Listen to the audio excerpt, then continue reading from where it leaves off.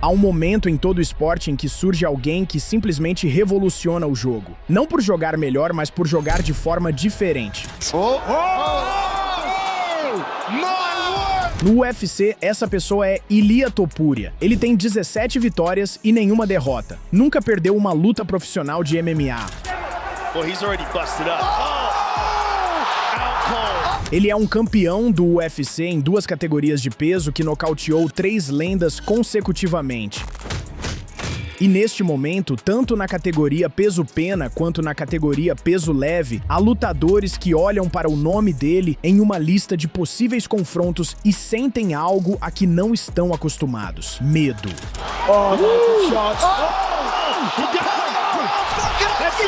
Não apenas respeito, não apenas cautela, medo de verdade, do tipo que faz você repensar um desafio, do tipo que faz você ficar em silêncio quando alguém menciona o nome dele no vestiário. Then is when I go again, like 1, 2, 1, 2, 3, 4, 5, boom. A questão é que o que há em Ilia Topuria que faz lutadores de elite hesitarem? O que deixa os campeões desconfortáveis? O que faz com que até mesmo os homens mais durões do esporte falem dele em um tom diferente?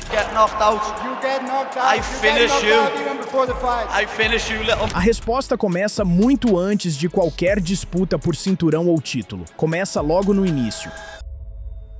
Topuria nasceu na Alemanha em 1997, filho de pais georgianos que haviam fugido da Abcásia como refugiados. Aos 7 anos, sua família se mudou para a Geórgia e ele começou a praticar luta livre em uma escola local. Após a Guerra Russo-Georgiana de 2008, Topuria, então com 15 anos, chegou a Alicante, na Espanha, onde começou a treinar jiu-jitsu brasileiro antes de se dedicar totalmente às artes marciais mistas. Em 2018, ele e seu irmão Alexandre se tornaram os primeiros georgianos a conquistar a faixa preta no jiu-jitsu brasileiro. Seu jogo de trocação foi algo que ele construiu com dedicação incansável. Ele modelou seu boxe no estilo mexicano, inspirando-se em Canelo Álvares, e desenvolveu uma seleção precisa de golpes, combinações fluidas e um nível de poder de finalização que parecia quase impossível para alguém de seu tamanho. Ele falava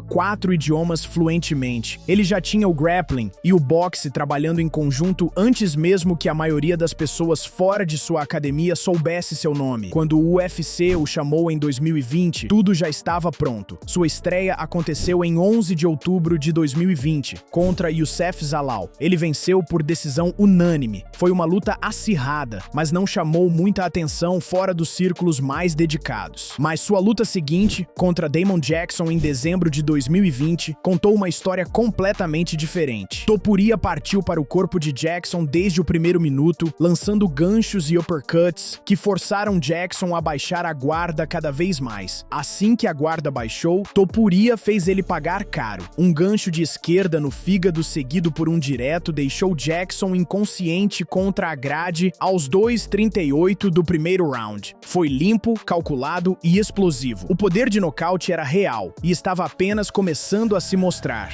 Ryan Hall foi o próximo adversário no UFC 671 em julho de 2021. Hall era um dos especialistas em finalizações mais perigosos que o UFC já havia visto. Um gênio do jiu-jitsu com um estilo profundamente pouco ortodoxo que havia frustrado todos os adversários que enfrentou na promoção. Seus ataques com as pernas, finalizações roladas e sequências no chão o tornavam um adversário de pesadelo no papel para praticamente qualquer um. Antes da luta, muitos acreditavam que o grappling de Hall causaria problemas reais a Topuria pela primeira vez em sua carreira. Topuria não concordou. Ele menosprezou a reputação de Hall antes da luta, dizendo que as credenciais estavam sendo superestimadas e que não tinha nenhuma preocupação em ir para o chão. Dentro do octógono, Hall tentou tudo o que tinha. Ele rolou repetidamente em busca de chaves de perna, tentou rolagens Imanari e procurou procurou qualquer abertura para arrastar Topuria para uma sequência de finalização, mas Topuria bloqueou todas as tentativas, castigou Hall com golpes precisos no corpo sempre que ele se lançava em busca das pernas e manteve a compostura total durante todas as trocas. Então, em uma troca caótica, Topuria ficou por trás de Hall e desferiu uma enxurrada de marteladas que forçou a interrupção aos 4:47 do primeiro round, a primeira derrota de Hall no UFC. Topuria